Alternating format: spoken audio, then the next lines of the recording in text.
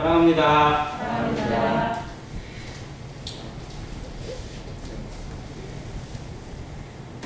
지난 시간에 계시록 16장 공부를 했는데 마무리가 조금 덜 되는 부분이 있어서 그 부분 마무리를 같이 하고요. 그리고 어제 월요일부터 오늘까지 혼합지역 학생 캠프가 있었습니다. 계속 참석은 못하고 이제 그룹교사로 가서 이렇게 좀 돕는 일을 했는데 캠프를 정말 오랜만에 한 거죠. 그러면서 느낀 그런 부분이 있어서 함께 나누기를 원합니다. 먼저 계시록 16장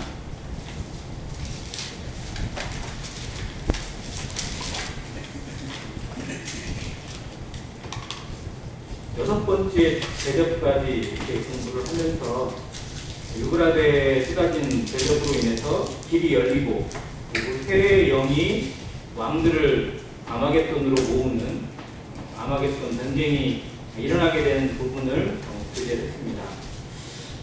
이 부분을 생각할 때 조금 연관되는 부분이 계시록 9장에서 공부하는 부분에 7 나팔에 대한 부분 중에 6번째 나팔이 9장에 나오거든요. 6번째 나팔이 울릴 때 나타나는 상황과 6번째 대접이 부어졌을 때 나타나는 상황이 비슷해요. 왜냐하면 둘 다 유브라데에 있거든요. 유브라데에 준비되는 것들이에요. 6번째 나팔은 이렇게 불립니다. 6번째 나팔을 불자 유브라데에 묶여있던 4천사가 결박이 풀려요. 그리고 이 4천사가 왕들을 준비시키고 기병대를 준비하는, 그래서 기병대 숫자 2만만이라고 하는, 즉 2억의 기병대가 준비되어지는 그런 모습으로 나타나게 되고, 전쟁이 예비되어지는 모습이 6번째 나팔에서 일어납니다. 그리고 6번째 대접은 이제 그 유브라데의 길이 열리고 그 준비됐던 기병대들과 왕들이 실제로 아마겟돈으로 실제로 모여드는 전쟁이 일어나게 되는 거죠. 이런 모습에서 보면 이 유브라데라는 이름이 좀 이스라엘에게 주는 의미가 특별합니다. 유브라데 강은 분명 이스라엘에 있진 않아요.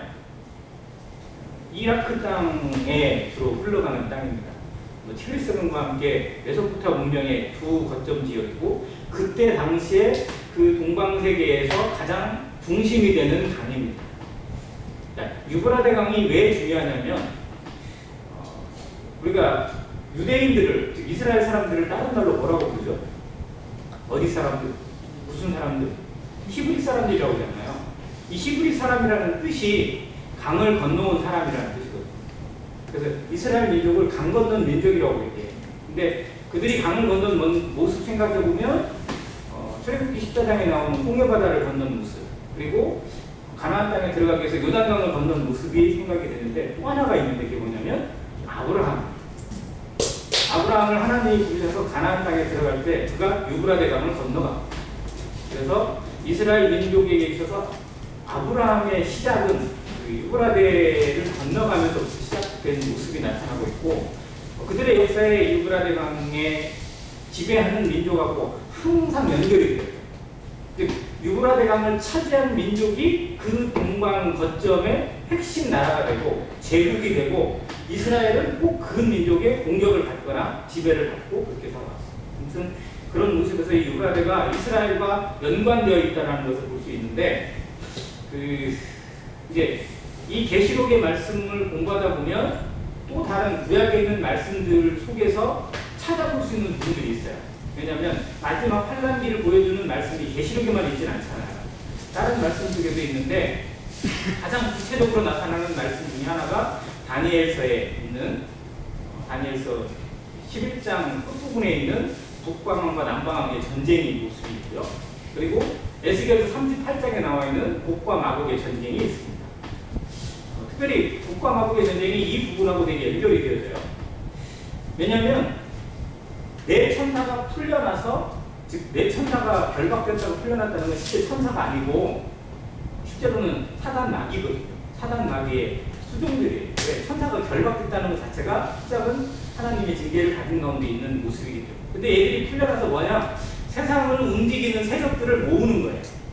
그래서 마지막 시대가 되면 세계 단일 정부 이런 얘기도 나오잖아요. 그런데 성경적으로 풀어보면 큰 세력이 4개가 나옵니다. 그게 왕들로 나와요. 이스라엘을 중심으로 해서 동서남북으로 나눠가지고 동쪽에 있는 동방왕, 그리고 북쪽에 있는 북방왕이 있고요. 남쪽으로 남방왕이 있고, 서방왕이라고는 안 나오는데 서방왕은 실제로 구체적으로 어디 세력이냐면 적그리스도 세력으로 나타납니다. 즉 그 세력들이 어떻게 보면 마지막 시대를 주도하고 마지막 전쟁을 이끌어가는 주된 세력이에요. 그런데 지금 보세요. 지금 이 시대를 보면 세계가 200개가 넘는 나라가 있어요. 그런데 그 나라들을 똘똘 뭉치게 만드는 구심점들이 딱 정해져 있어요. 이게 점점 더 강해집니다. 결속력이 강해지고 그들끼리 똘똘 뭉치게 되어 있어요. 그러면 지금 드러나고 있는 북방왕은 어딜까요? 러시아입니다. 왜 그러죠? 예루살렘에서 지도를 봐보세요. 세계 지도를 보시면 예루살렘에서 정북으로 쭉 올라가면 어디가 나올까요? 모스크바가 나와요. 정확하게 모스크바. 그리고 그 모스크바가 나오는 그 지역을 성경이 쓰여진 당시에 최극단이었어요. 성경에서 보는 세계의 기준의 제일 끝이에요. 그게 마곡이에요. 마곡당. 그리고 마곡당을 지배하는 자가 바로 고기예요. 마곡이라는 이름, 그리고 로스라고 불리는 이름, 혹은 메색이라고도 부릅니다. 로스라는 이름은 러시아의 어원이에요. 그리고 메색이라는 단어는 모스크바하고 같은 단어입니다. 마곡이라는 단어는 러시아에 있는 중에 저 아시아 쪽에 해당되는 지역을 가리키는 말이라고 해요. 그래서 북방왕은 러시아입니다. 지금 러시아가 전쟁을 일으키고 있고 세계에 위협을 주고 있는 것이 이스라엘을 침략하는 전제 조건이 될 수 있다는 걸 그대로 보여주고 있는 거고요. 에스겔서에 나와 있는 북과 마곡의 전쟁의 모습이 지금 겨우 그려지고 있다라고 보셔도 무방합니다.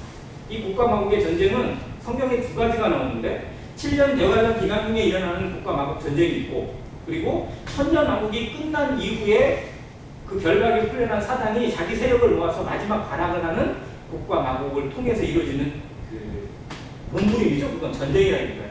아무튼 그런 모습이 성경에 2번 나옵니다. 그런데 7년 대환란 중에 나와 있는 북과 마곡 전쟁이 과연 아마겟돈 전쟁과 같은 것인지 아닌지는 성경학자들의 의견이 분분해요. 근데 다른 걸 하더라도 그대로 연결이 될 거라는 겁니다. 왜냐하면 아마겟돈 전쟁은 동방왕을 끌어오거든요. 자, 그러면 동방왕은 어디일까요? 자, 예루살렘 쪽에 이스라엘 중심에서 동쪽의 큰 세력 어디일까요? 미국. 중국입니다. 중국. 기병대 2만만 어디가 돼요? 중국입니다. 중국이 지금 러시아를 보면서 계산하고 있어요. 아, 나도 뛸까 말까? 나도 한번 해볼까 말까? 러시아가 잘 되고 러시아도 좀 하는 것 같다 그러면 자기도 분명히 뛰어듭니다. 이게 우리가 볼 때는 우연 같고 정말 그런 것 같지만요, 하나님의 시간표 안에 이루어지고 있는 것임을 우리는 정말 생각해야 돼요. 자, 동방왕이 뛰어들게 되면 그게 아마겟돈 전쟁으로 갑니다. 그런데 동방왕이 뛰어들 때 그러면 서방은, 적그리스도 세력은 가만히 있느냐? 가만히 안 있죠. 같이 같이 뭉쳐서 싸우게 되거나 그러면 이 전쟁이 일어나게 되는데 그게 바로 아마겟돈 전쟁으로 갈 겁니다. 자, 러시아가 이스라엘을 치는 이유나 동방왕이 이 아마겟돈 쪽으로 치는 이유 중에 하나는 분명해. 에너지 때문에, 그리고 자원 때문에 그렇습니다. 이스라엘은 땅은 작은데 무한한 자원을 가지고 있는 엄청난 나라예요. 이스라엘이 사해 바다에 담겨 있는 지하 자원과 광물질이나 이런 것들은요, 전 세계가 측량 불가라고 해요. 그리고 전에 얘기드렸죠. 이스라엘에 뭐가 나왔다고요? 천연가스가 나오고 석유가, 원유가 엄청난 양이 발견되어 있어요. 별로 땅도 작은데 진짜 우리나라의 강원도 정도밖에 안 되거든요. 이스라엘의 땅 크기가. 그런데 그 옆에 있는 바다, 지중해 연안 그 바다, 그리고 그 옆에 밑에 끼고 있는 그 사해 바다, 이 부분이 정말 하나님이 뭘 이렇게 몽땅 주셨는지 어마어마한 자원을 가지고 세상의 어떤 주대진 역할을 할 수 있는 그런 나라가 되게 큰 거예요. 자, 러시아가 저 전쟁에서 어떠한 모습으로 나오게 될지, 중국이 어떤 모습으로 나타나게 될지, 그 그 중국을 견제하기 위해서 모이고 있고 러시아를 견제하기 위해 모여있는 저 나토 세력이 결국은 저는 적그리스도 세력의 모체라고 생각이 들어요. 아무튼 그 세력들이 결국은 충돌을 어디서 하냐? 이스라엘 중심으로 충돌하게 되어 있습니다. 왜냐하면 그 우크라이나는 어떻게 보면 저는 전초전 같고 그냥 연습 같아요. 연습. 이해를 해서 될까 안 될까 뭐 이런 거. 중국이 나중에 대만을 친다면 중국도 연습하는 거. 진짜 본색은 다른 데 있죠. 왜냐하면 세계를 지배하게 되니까. 아무튼 그런 모습을 이 전쟁의 모습이 그려주고 있습니다. 그것을 성경이 예를 들고 있고 에스겔서에서 그대로 예언했어요. 에스겔서에 나오는 북과蒙고의 전쟁은 어떤 흐름으로 가냐면 북방왕이 한참 엄청 세력을 가지고 남방왕까지 지배를 해요. 남방왕은 실상은 아랍연합국이라고 흔히 이렇게 비교를 합니다. 왜냐하면 이스라엘 밑에 쪽에 북아프리카 지역이 다 아랍이에요.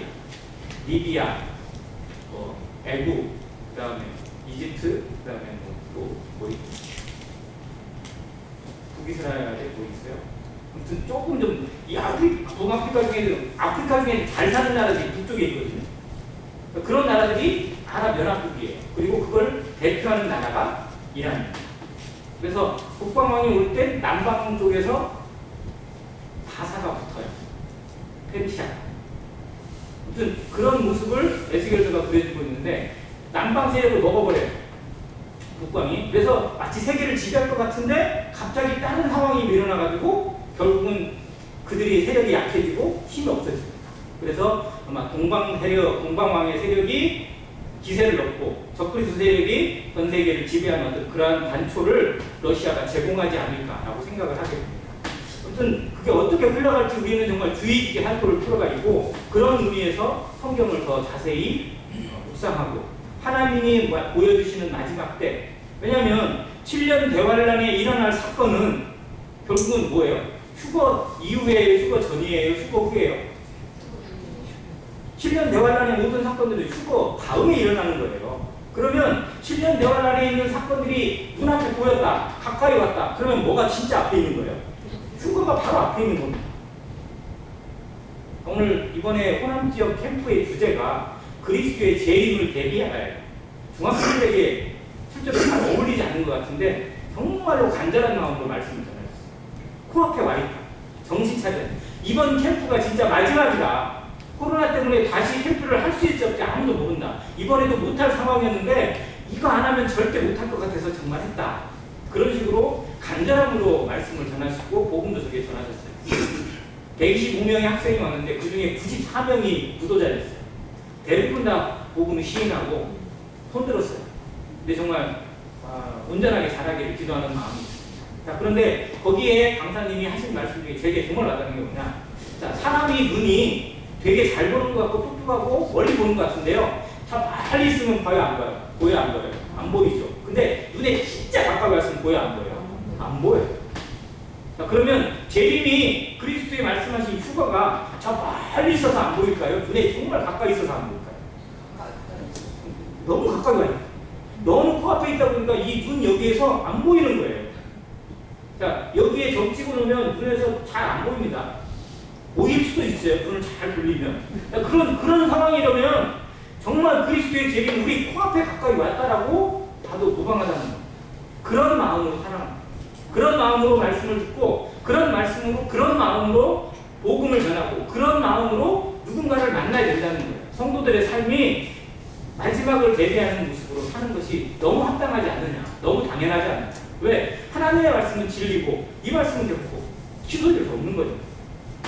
다음 그거는 말씀을 같이 연상하면서 마지막 부분을 보겠습니다. 자, 이제 6번째 대접까지 부어졌고요. 7번째 대접이 부어집니다. 자, 17절입니다. 계시록 16장 17절. 7째 천사가 그 대접을 공중에 쏟음에 큰 음성이 성전에서 보좌로부터 나서 이르되 되었다 하시니. 7번째 천사가 대접을 쏟습니다. 그 전까지는요. 6번째 인을 떼고 7번째 인은 어떻게 보면 사라져요. 왜냐하면 7번째 인이 실장은 7번째 일곱 나팔로 나타납니다. 그리고 6번째 나팔까지 불고 나서 7번째 나팔은 안 나와요. 왜냐면 7번째 나팔은 꼭 7 대접을 의미하는 거니까. 자, 그러면 7번째 대접이 부어질 때 안 나타나면 그 뒤에 뭔가가 있어요. 하나님이 준비하신 또 다른 것이. 그런데 또 다른 게 있을까요? 없을까요? 또 다른 그 다음에 준비한 재앙, 환란의 프로그램이 있을까요? 없을까요? 없습니다. 그게 마지막이에요. 그래서 여기에 나오는 말씀이 뭐냐? 되었다. 되었다. 자, 이 되었다라는 단어는 예수님이 십자가에서 남기신 다 이뤘다라는 말씀하고 맥이 같아요. 예수님이 십자가에서 남기신 다 이뤘다. 하나님이 이 세상을 향해서 다 이뤘다고 하신 것은요, 하나님이 메시아를 이 땅에 보내신 이유입니다. 하나님이 육신으로 이 땅에 오신 이유예요. 뭐를 이루신 거예요? 하나님의 뜻. 모든 인생이 하나님 앞에 설 수 있는 구원의 길을 여셨다는 겁니다. 다 이루었다. 그 말씀으로 우리가 거저 은혜로 선물로 구원함을 받잖아요. 하나님이 이루신 공로로 그 은혜로 그 말씀을 힘입어서 이게 하나님이 세상에 주신 말씀 중에 제일 위대한 말씀입니다. 다 이루었다. 이보다 더 놀라운 말씀 있을까요? 이보다 더 놀라운 선언은 없습니다. 자, 그렇다면 세상에 주는 심판 중에 끝은 뭐예요? 되었다는 거예요. 이제 끝났다는 거예요. 심판이 끝났다는 거예요. 하나님이 내리신 경륜의 모든 심판들이 이 심판으로 말미암아 마무리가 된다. 그러면 그 다음에 뭐가 기다리는 거예요? 심판이 끝나면 재림입니다. 그리스도의 재림이 그 다음 기다리고 있습니다. 즉 그리스도께서 이 땅에 진짜 심판자로, 주관자로, 왕으로 등극하시는 때가 바로 이 마지막 일곱 대접의 다음에 일어나게 될 것입니다. 자, 그런 의미로 계시록을 공부를 하면 도움이 됩니다. 자, 되었다라고 선언을 하세요. 이 되었다라는 단어에 밑줄 쳐놓고 빨간색으로 그려도 상관없습니다. 요한복음 19장 20장인가요? 다 이뤘다. 19장 19절인가요? 20장 19절로 기억하는데 그 말씀에도 동그라미 쳐놓고 이 말씀에도 동그라미 쳐놓으세요. 정말로 하나님이 세상을 향해서 주시는 선언입니다. 이제 모든 것이 끝났다. 하나님의 경륜이 이제 이 세상을 이루어지는 모든 것들이 마무리가 되었다 라고 선언해 주십니다. 자, 그러면서 나오는 것들이 뭐냐? 번개와 음성들과 우레소리가 있고 또 큰 지진이 있어. 얼마나 큰지 사람이 땅에 있어 온 이래로 이같이 큰 지진이 없었다. 자, 하나님이 이렇게까지 말씀하시는 지진 어느 정도일까요? 여러분 지진 오면 어때요? 지진 오면 정말 난리 아니죠? 우리는 막 혹시 지진 체험 혹시 해보신 적 있으세요? 해보셨어요? 재밌어요? 재밌어요. 그렇죠. 지진 체험하는 것이 저 임실에 가면요. 우리 전에 야외에 갔던 그 임실 거기에 그쪽에 가면 소방서에서 준비해 놓은 그런 체험관이 있거든요. 거기에 지진 체험하는 게 있어요. 자동차에 딱 타가지고요. 막 흔들려요. 이렇게. 이거는 아는 거니까. 근데 잠자다가 말고 갑자기 뭐가 막 떨어지고 막 집이 흔들려보세요. 그냥 그러면 난리 나죠. 자, 역대 이래로 지진이 전 세계에 엄청나게 많아지고 있고 빈번하게 일어나고 있습니다. 지진의 관측 횟수를 비교해 보면요, 정말 말도 안 되게 늘어나고 있어요. 지금. 그런데 큰 지진 하면 혹시 어느 지진이 떠오르세요? 정말 큰 지진, 엄청난 지진. 우리 좀 경험한 거 있잖아요. 우리나라는 안 왔지만 가까운 일본에서 경험했던 전에 딱 11년 전이에요. 2011년 왔던 동일본 대지진, 후쿠시마 원전 박살나고 그 원자로에 가동 중지되면서 누출되고 지금 막 그게 지금도 아직 안 끝났잖아요. 자, 그때 나온 지진이 세계 규모로 지진의 규모로 따졌을 때 네 번째라고 합니다. 관측된 것으로 따졌을 때. 피해를 입은 뭐 그런 거로 따졌을 때 그건 정확히 추적을 못하겠고요. 아무튼 규모 자체가 9.21 지진이었어요. 우리 리히터 규모라고 얘기하는데, 그러면 그거보다 더 큰 지진, 더 센 지진이 있었다는 거잖아요. 그래서 전 세계에 관측되어 있는 가장 센 지진, 이것은 1960년에 있었는데 칠레에서 이름 발비디아 지진이라고 합니다. 진도가 9.5였답니다. 진도가 9.5. 우리나라의 포항에서 관측된 정말 큰 지진이 우리나라에 왔던 지진. 우리나라 제일 큰 지진이 진도 5.8이었어요. 그러면 진도 5.8과 9.5는 몇 배 정도의 차이가 날까요? 위력으로 따졌을 때. 진도 숫자 1이 커질 때마다 10배씩 커져요. 즉 6에서 7로 가면 10배 세지고요. 7에서 8로 가면 10배가 더 세지고 9로 가면 또 10배가 더 세져요. 즉 6에서 9까지 가면 1000배가 세진 거예요. 1000배가. 그러니까 5.8에서 9.5는요. 거의 한 5000배? 10,000배는 좀 안 되지 우리가 그 정도의 위력이. 아무튼 그 정도로 규모가 왔는데 실상은 뭐 진도가 센 것이 중요한 게 아니고요. 피해가 실제로 얼마나 크냐가 더 중요하거든요. 진짜 큰 피해를 입은 건 중국이에요. 중국은 땅 자체가 일단은 지진에 강하게 설계가 되어 있지 않고요. 사람들이 집을 짓는 것도 실제로는 지진에 되게 허약하게 짓네요. 또 중국의 인구가 많아요. 적어요. 엄청나게 모여있거든요. 그래서 중국의 산지성에 한번 진도 8 정도의 지진이 왔었는데 그때 80만 명이 죽었대요. 죽은 사람만 80만 명. 그러니까 전부 다 그냥 묻힌 거예요. 일본같이 내진 설계가 되어 있지 않는 땅이니까 그런 일이 있었다고 합니다. 자, 그런데 정말로 준비를 해도 이 천세시대에 준비를 해도 안 되는 게 뭐냐? 바로 2005년에 있었던 크리스마스 바로 다음 날 있었던 인도네시아 수마트라 섬에 있었던 그 지진 아세요? 그리고 그게 뭐를 동반했어요? 쓰나미를 동반했어요. 이 지구상에 있는 사람들이 쓰나미라는 단어에 머리까지 쭉 뺐을 때가 그때거든요. 이 쓰나미에서 바다에서 일어났기 때문에 거기에서 뭐 바다가 갈라지고 뭐 해봐야 때로는 우리는 피해 없잖아요. 근데 문제는 쓰나미였어요. 100m 정도 되는 파도가 거기를 덮쳐가지고 22만 명이 죽었어요. 그때. 아무튼 이 지진은 상상을 초월하는 위력과 함께 엄청난 피해를 동반하고 그리고 사람이 감당할 수 없어요. 어떻게 대비를 할 수가 없어요. 지진 나면 어떻게 준비해요? 지진 나면 준비하는 방법이 있어요? 지진을 피하는 방법. 어떻게 해요? 거기서 빨리 나가야 돼요. 나가는 방법이 없어요. 근데 언제 올지 모르잖아요. 저 땅속에 있는 일을 어떻게 우리가 알아요? 예상을 할지 모르지만.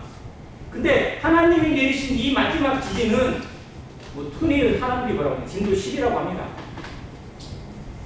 진도 10이 왔을 때 어느 정도 될지 얼마나 문제가 날지 그거를 보면 여기에 19절에 이렇게 나와 있어요. 큰 성이 세 갈래로 갈라진다. 이 큰 성은 다리에 있지만 뒤에도 나와 있지만 그때 당시 세계를 지배하고 있고 세상을 지배하는 적그리스도의 성, 적그리스도의 세력을 의미하고 적그리스도의 나라를 의미합니다. 이 성이 이 나라가 세 갈래로 갈라졌거든요. 이 지진에 의해서 즉 사람이 쌓아놓은 것 자기가 이만큼 힘이 있다. 내가 이 정도의 위력이 있다. 내가 이 정도 사람이다. 라고 만들어 놓은 것들 하나님이 한 번 딱 치시면 어떻게 돼요? 다 없어져요. 그게 바벨탑에서 증명됐어요. 사람들이 내가 이 정도야. 내가 이 정도 모을 수 있어. 이 정도 높일 수 있어. 내가 하나님하고 맞설 거야. 라고 서은 터 하나님이 말을 그냥 틀어놓은 시간이야. 다 무너졌어요.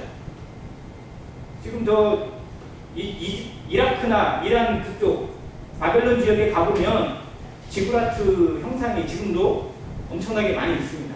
사람들이 아무튼 위로 올라가려고 해요. 모으려고 해요. 자기 힘을 과시하려고. 아무튼 그런데 그렇게 아무리 발버둥을 치고 쌓아놔도 견고하게 만들어 놓고 힘있게 만들어 놓고 온갖 권력을 다 동원해서 만든다 하더라도 하나님이 치시면 아무것도 아니라는 거예요. 그렇게 해서 세 갈래로 갈라져 버리고 큰 성 바벨론이 맹렬한 진노주 포도주를 담고 사라지고 이 바벨론 음녀 바벨론에 대해서는 17장과 18장에서 자세히 다루고 있어요. 그래서 17장과 18장은 삽입장입니다. 여기에서 일어나는 재앙, 그 중에서도 적그리스도와 완전히 결탁되어져서 세상을 혼탁스럽게 하는 이 음녀 바벨론에 대한 것을 더 자세하게 다루고 있는 내용이거든요. 자, 그러면서 20절에 각 섬도 없어지고 산악도 간데 없다. 하나님이 다 흩어버리시는 거예요. 정말 하나님이 치시면 하나님의 심판은 사람이 감당할 수 없는 겁니다. 노아의 홍수 때 사람이 뭐 견딜 수 있어요? 피할 수 있어요? 지금은 사람이 하나님이 기회를 주시고 은혜를 주시고 참고 계시니까 사람들이 숨을 쉬는 거죠.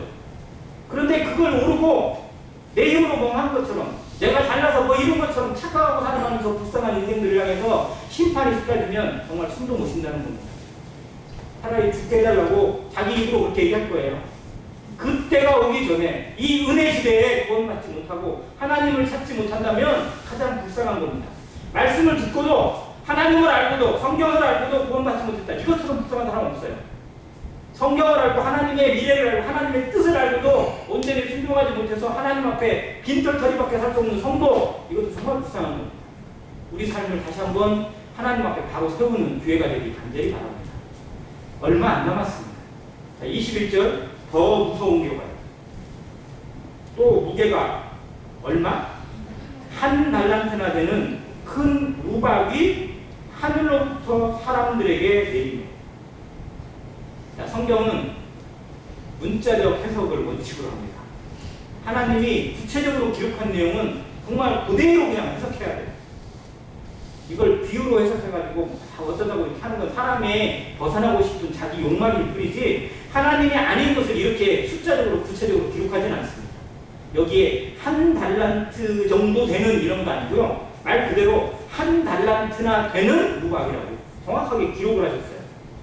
이 우박은 지금까지 온 우박, 역사 이래로 사람들이 관측하고 동영상이나 이런 거 보면 큰 우박 가끔 보이죠?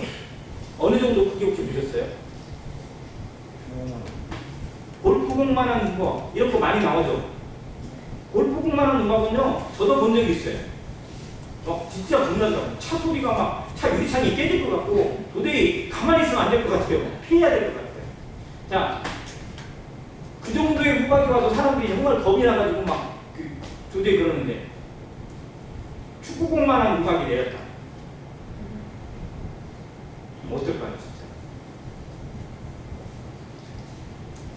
구경하고 있을까요? 정말 하늘에서 어떻게 보면 진짜 돌덩이들이 막 다 떨어지는 거예요. 돌덩이들이 폭탄 떨어지는 것보다 더 무섭습니다. 제가 실험을 해봤어요.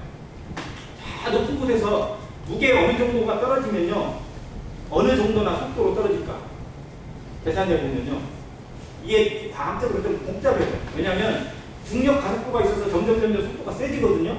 그런데 어느 순간이 되면 공기도 저항을 해요.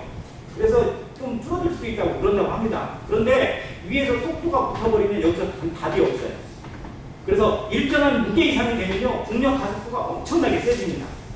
이게 옥상 15층 정도의 아파트 옥상에서 애들이 장난 삼아서 돌멩이를 던지거나 혹은 뭐 이렇게 잘못된 거 뭐 하나 딱 밑으로 던졌을 때 그 밑에 지나가는 아저씨가 맞았다. 그럼 이 아저씨는 잘못 맞으면 진짜 중상을 입거나 아니면 사망에 이를 수도 있어요. 이게 위에서 떨어지는 것이 그렇거든요. 하물며 하늘에서 1달란트가 되는 우박은요 얘기했지만 34kg예요. 무게가 골프공만한 우박이 떨어져야 지가 무게가 1kg가 되겠어요? 근데 34kg의 돌덩이가 진짜 하늘에서 떨어진다고 상상을 해보세요. 이건 사람들이 보면 살아갈 방법이 없어요.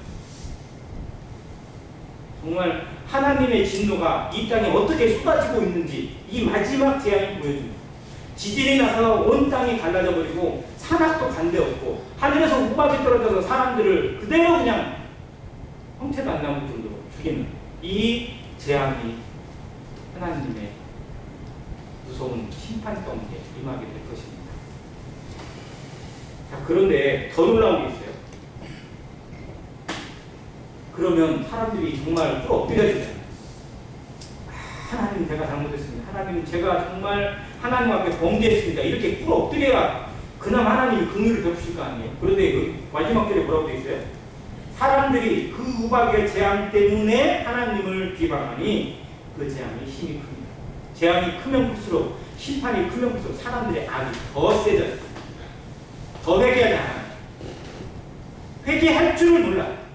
정말 완전히 죄에 완전히 임박해가지고 죄의 모든 것이 다 팔려가지고 시판을 당해도 환난을 당해도 고난을 당해도 그 고통을 당해도 회개할 줄을 모르는 인생의 모습이 이 마지막 환난의 시대에 환난을 자초합니다.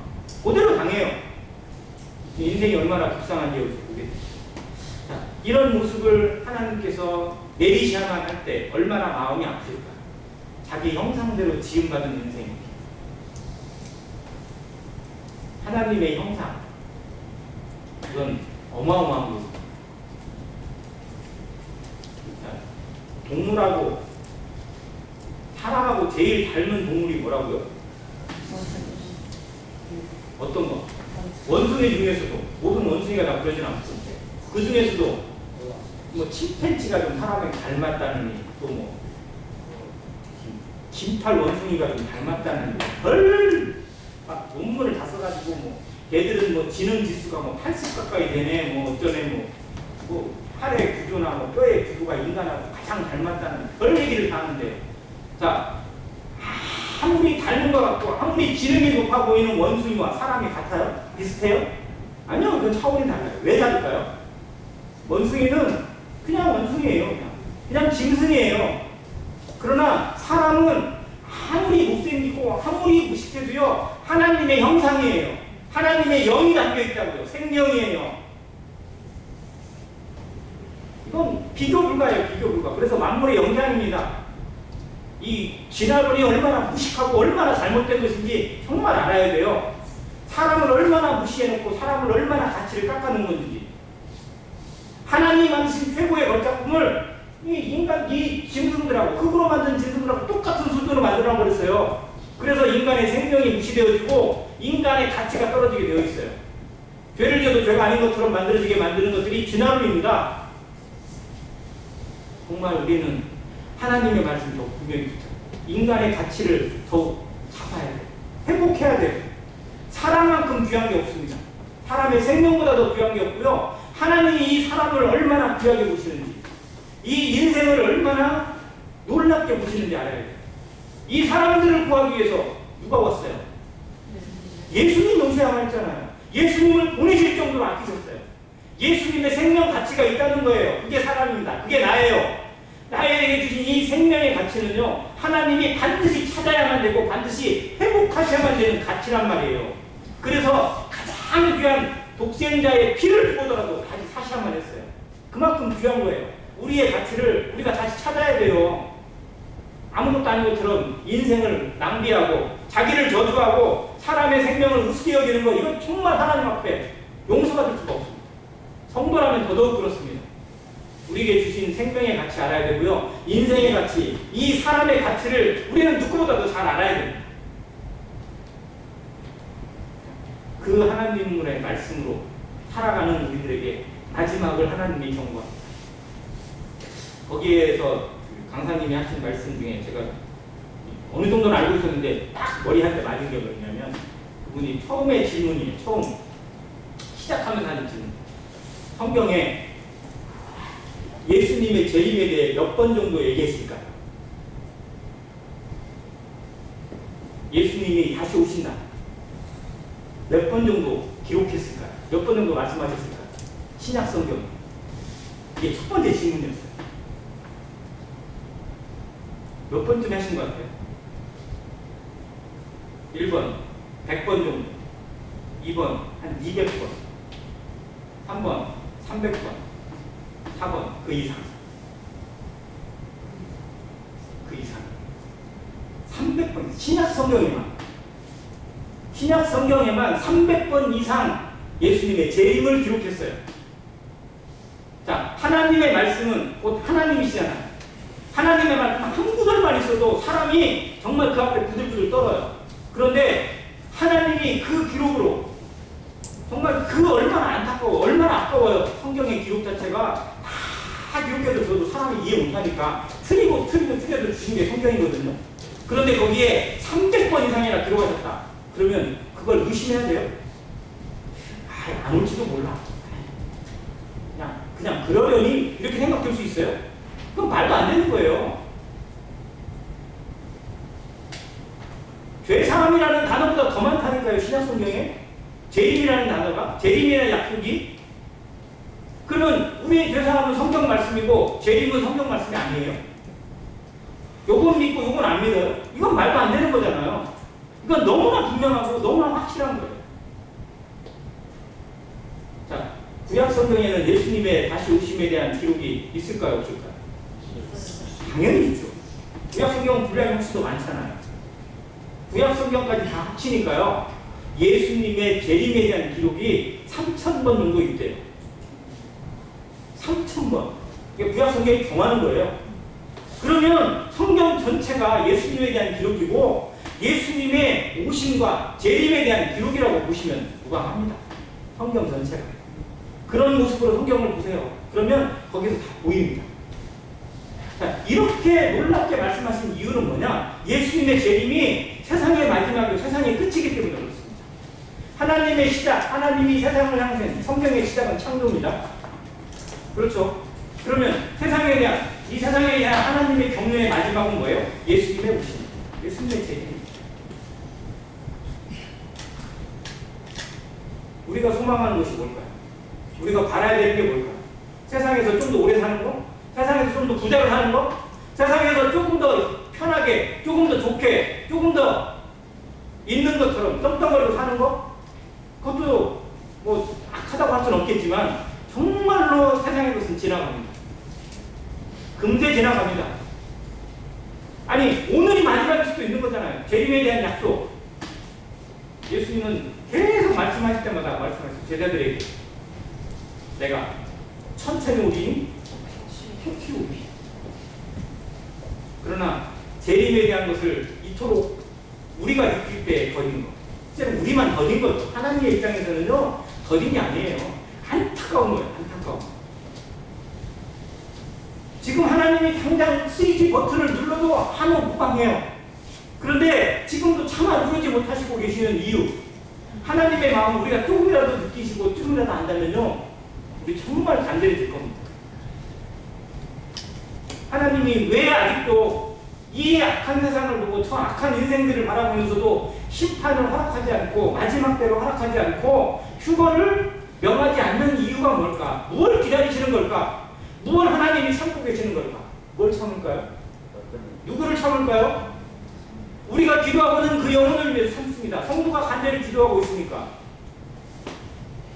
자기 가족을 위해서, 자기 친구를 위해서, 그가 구원받을 수 있도록, 그가 하나님을 알 수 있도록. 지금 거의 다 됐으면 하나님 조금만 더, 하나님 조금만 더. 지금 오시면 이 영혼 어떻게 됩니까? 라고 기도하는 그들의 기도를 하나님이 참아 외면 못하시고 어떻게 보면 정말로 눈에 피눈물이 나는데 참고 계신 것 같아요.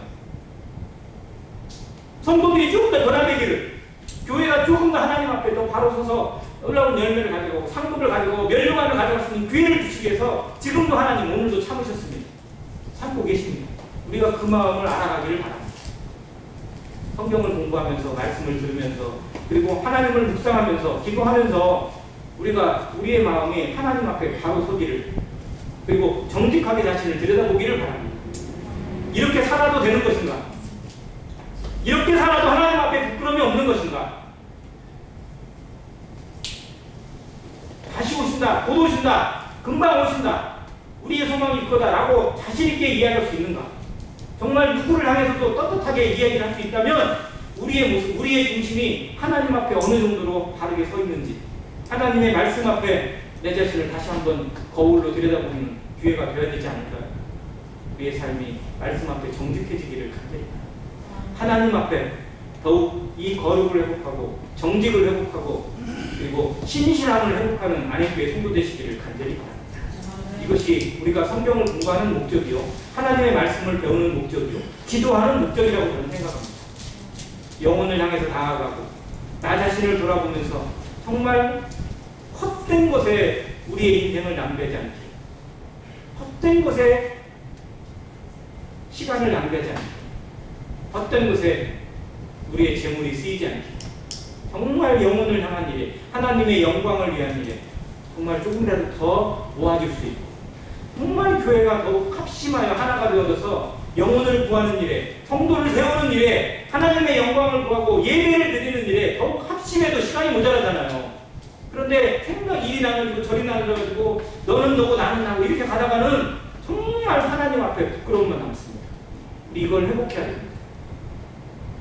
안행교회가 이 일에 자신을 온전히 드리고 말씀 앞에 자신을 비추어줘서 자백하는 마음으로, 회개하는 마음으로 하나님의 말씀을 회복하고 그리스도의 재림을 준비하는 모든 성도 되시기를